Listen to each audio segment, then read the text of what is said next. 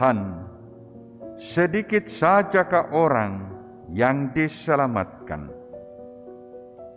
Jawab Yesus, berjuanglah untuk masuk melalui pintu yang sempit itu. Demikian Yesus dalam bacaan Injil memberi penegasan tentang siapa yang patut dan pantas memperoleh keselamatan. Ya, jadi ini subjek, kalimat aktif, bukan diselamatkan, tetapi yang patut dan pantas memperoleh keselamatan. Saudara-saudara, bacaan-bacaan yang kita dengarkan pada hari Minggu biasa yang ke-21 sesungguhnya mengungkapkan dua hal yang saling menentukan dalam hidup kita. Yang pertama,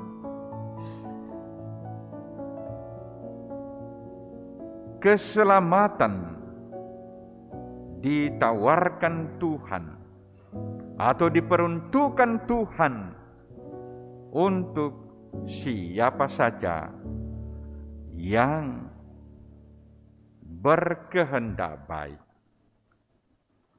yang mencari dan merindukan Tuhan dalam hidupnya. Itu yang dalam bacaan Injil tadi dengan sangat jelas ditegaskan. Dan orang datang dari timur dan barat, dari utara dan selatan, dan mereka akan duduk makan di dalam kerajaan Allah. Kemudian dalam bacaan pertama dikatakan, beginilah firman Tuhan, aku mengenal segala perbuatan dan rancangan. Aku datang untuk mengumpulkan segala bangsa dari semua bahasa, dan mereka itu akan datang serta melihat kemuliaanku. Jadi baik bacaan pertama maupun bacaan Injil menegaskan bahwa keselamatan itu disediakan Tuhan, diperuntukkan Tuhan untuk siapa saja. Tuhan tidak pilih kasih. Namun dari lain pihak, Yesus menegaskan bahwa keselamatan itu akan diperoleh, akan diperoleh oleh mereka yang berjuang untuk mendapatkannya. Jadi dari lain pihak keselamatan adalah suatu anugerah dari Tuhan. Tetapi dalam pihak keselamatan itu tidak lepas dari, dalam tanda petik, hasil kerja keras manusia. Itulah yang dikatakan Yesus, berjuanglah melalui pintu yang sempit itu. Ada yang menerjemahkan, berjuanglah melalui pintu yang sesak.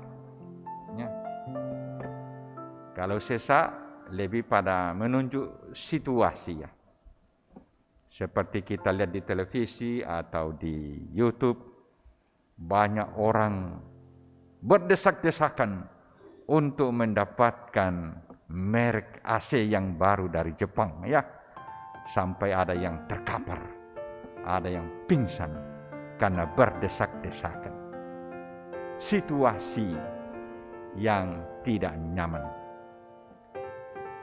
Kalau dikatakan sempit, ya ini juga bisa menggambarkan tentang bentuk pintu yang sempit, pintu yang kecil, tetapi juga dapat menggambarkan tentang jalan yang akan kita tempuh untuk mendapatkan keselamatan.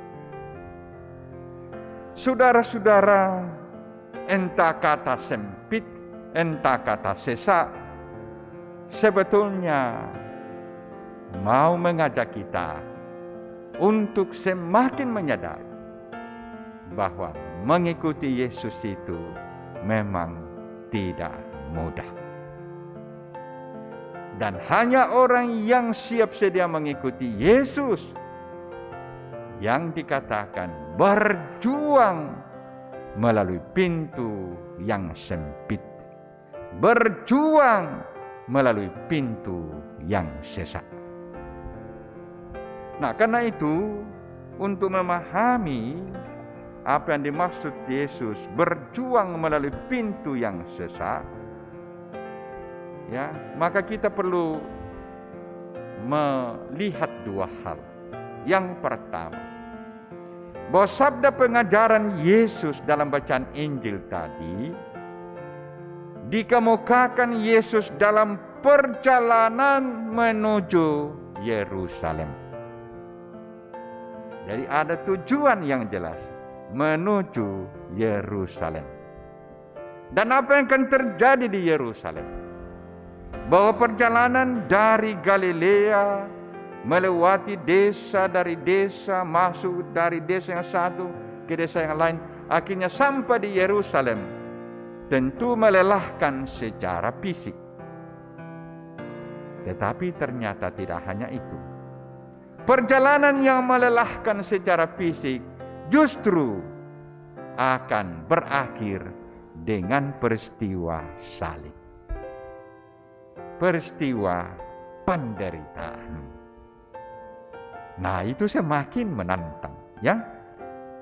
Kalau capek mengikuti Yesus secara fisik, ya katakanlah kalau kita sederhanakan, kalau ada orang datang di gereja, bekerja di gereja, apakah seksi dekorasi atau membersihkan gereja, ya kan capek, ya pasti berkeringat. Ya, tapi sesudah kita istirahat, ya kita bisa segar kembali. Tentu tidak sesederhana itu.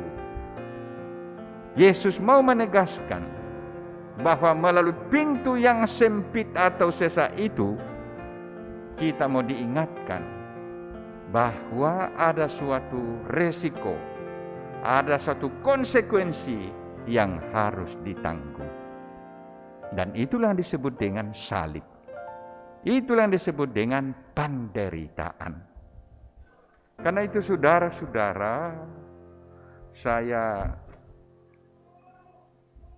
mengkaitkan dengan beberapa teks kitab suci yang berkaitan dengan salib.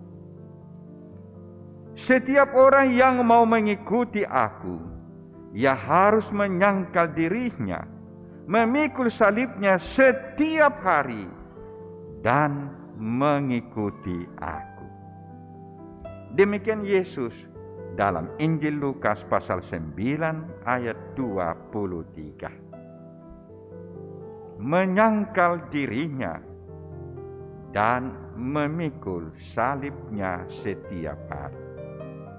Menyangkal dirinya kan dapat kita katakan dengan istilah lain, menyalibkan segala yang memberi kita dalam tanda petik segala kenikmatan duniawi, atau segala yang disebut dengan kemewahan duniawi.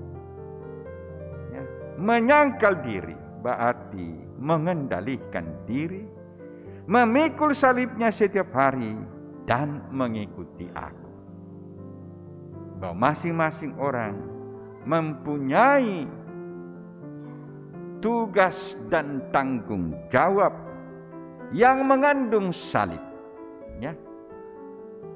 Karena dengan mengatakan mengandung salib, kita tidak hanya berhenti pada apa yang kita kerjakan atau kita lakukan, tetapi ada satu tujuan yang lebih mulia yang akan kita capai. Yang kedua, barang siapa tidak memikul salibnya dan mengikuti aku, ia tidak dapat menjadi muridku. Barang siapa tidak memikul salibnya dan mengikuti aku, ia tidak dapat menjadi muridku. Jadi Yesus mau menegaskan bahwa memikul salib adalah harga mati dalam mengikuti Yesus. Dan itulah yang dimaksud dengan melewati pintu yang sempit, melewati pintu yang sesak. Bahwa mengikuti Yesus sangat, dalam tanda petik sangat tidak mudah. Mari kita melihat salah satu peristiwa yang terjadi di tanah air kita, yang menyita perhatian kita dan membuat kita sungguh-sungguh bertanya dalam hati, kenapa bisa terjadi? Peristiwa yang sedang kita tunggu bagaimana endingnya. Apa yang terjadi di Jakarta beberapa waktu yang lalu. Saudara-saudara,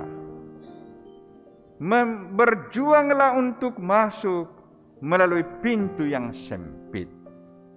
Tidak lain mau mengatakan bahwa kita harus sungguh-sungguh siap sedia mengikuti Yesus dalam hidup kita. Dengan suatu tujuan yang jelas. Dan itulah dikatakan Yesus dalam Injil Yohanes pasal 14 ayat 6. Akulah jalan dan kebenaran dan hidup. Tidak ada seorang pun yang dapat datang kepada Bapa kalau tidak melalui aku. Akulah jalan, kebenaran, dan hidup. Kalau kita bahasakan secara sederhana, bahwa hanya melalui Yesuslah kita dapat menemukan nilai dan makna hidup kita, baik di dunia ini maupun di akhirat nanti. Hanya melalui Yesuslah kita dapat memahami peristiwa kematian yang seakan-akan menjadi akhir dari perjalanan hidup kita di dunia ini. Akulah jalan, kebenaran, dan hidup.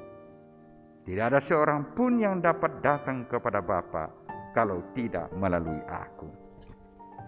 Maka saudara-saudara, apa yang dikatakan Yesus, berjuanglah melalui pintu yang sempit, mau mengatakan tentang prinsip yang sangat penting dalam hidup kita. Bahwa ketika kita mengambil keputusan mengikuti Yesus, keputusan itu adalah keputusan yang sungguh menentukan. Sungguh menentukan kehidupan kita, menentukan arah hidup kita. Dan karena itu sering dikatakan keputusan mengikuti Yesus adalah keputusan yang definitif, keputusan yang tidak akan berubah-ubah lagi. Nah, karena itulah kita perlu belajar pada Rasul Paulus bagaimana kita dapat menghayati keputusan untuk mengikuti Yesus. Rasul Paulus dalam suratnya kepada umat di Filipi pasal 37 mengatakan, tetapi apa yang dahulu merupakan keuntungan bagiku, sekarang kuanggap rugi karena Kristus. Malahan segala sesuatu kuanggap rugi karena pengenalan akan Kristus Yesus Tuhanku lebih mulia daripada semuanya. Oleh karena Dialah aku telah melepaskan semuanya itu dan menganggap sampah supaya aku memperoleh Kristus. Ya, demikian Rasul Paulus memberi kesaksian, ya, sebagai orang Yahudi yang pada mulanya sangat yakin dengan agama Yahudi, sangat fanatik dengan agama Yahudi, tetapi kemudian setelah mengenal Kristus, maka ia melihat apa yang terjadi sebelumnya sebagai hal yang sungguh merugikan dia. Bahkan Rasul Paulus melihatnya sebagai sampah. Itu Rasul Paulus, ya. Mengambil keputusan definitif mengikuti Yesus membuat Rasul Paulus total dalam mengikuti Yesus. Nah, saudara-saudara, Rasul Paulus tidak hanya berhenti pada keyakinan bahwa Yesuslah yang paling utama dalam hidupnya. Tidak hanya pada keyakinan, tetapi juga pada perjuangan. Karena itu Rasul Paulus mengatakan dalam ayat 13, saya coba ajak kita untuk merenungkannya, bagaimana Rasul Paulus menghayati keputusannya mengikuti Yesus. Dalam Filipi pasal 3 ayat 13 sampai 14 Rasul Paulus mengatakan, "Saudara-saudara, aku sendiri tidak menganggap bahwa aku telah menangkapnya. Tetapi ini yang kulakukan, aku melupakan apa yang telah di belakangku dan mengarahkan diri kepada apa yang di hadapanku, dan berlari-lari kepada tujuan untuk memperoleh hadiah, yaitu panggilan surgawi dari Allah dalam Kristus Yesus." Rasul Paulus mengatakan ia tidak hanya berhenti pada keyakinan, ya, tetapi keyakinan itu diperjuangkan, dan diperjuangkan dengan menyebut istilah berlari-lari menuju ke depan. Ya. Dalam suratnya kepada Timotius, dia mengatakan, "Mengenai diriku, darahku sudah mulai dicurahkan sebagai persembahan, dan saat kematianku sudah dekat. Aku telah mengakhiri pertandingan yang baik. Aku telah mencapai garis akhir, dan aku telah memelihara iman." Rasul Paulus mengungkapkan dengan sangat jelas bahwa mengikuti Yesus bagaikan orang yang sedang mengikuti perlombaan. Perlombaan untuk mencapai kemenangan, untuk mencapai garis finish. Dan itulah dikatakan Yesus, orang yang diselamatkan adalah orang yang berjuang melalui pintu yang sempit, melalui pintu yang sesat. Maka Bapak, Ibu, dan saudara-saudara, dari satu pihak keselamatan Allah, anugerah yang ditawarkan Allah kepada siapa saja, tidak lagi diklaim, ya, oleh bangsa tertentu, ya, tidak boleh diklaim lagi oleh orang Yahudi, dan kita sebagai orang Kristen tidak boleh juga mengklaim. Karena kalau kita mengklaim, maka kita seakan-akan lebih berkuasa dari Allah. Karena Allah justru menawarkan kepada siapa saja tentang keselamatan. Tetapi dalam pihak Tuhan sangat tegas bahwa keselamatan itu harus diperjuangkan di dunia ini. Diperjuangkan supaya hidup kita sungguh-sungguh berkenan kepadanya. Maka marilah Bapak, Ibu, dan saudara-saudara kita berdoa. Semoga kita seperti Paulus tidak hanya sampai pada suatu keyakinan, kita mengambil keputusan definitif mengikuti Yesus, tetapi keyakinan ini kita perjuangkan dalam hidup kita, dalam mengikuti Yesus dengan memikul salib kita masing-masing. Tuhan memberkati kita. Amin.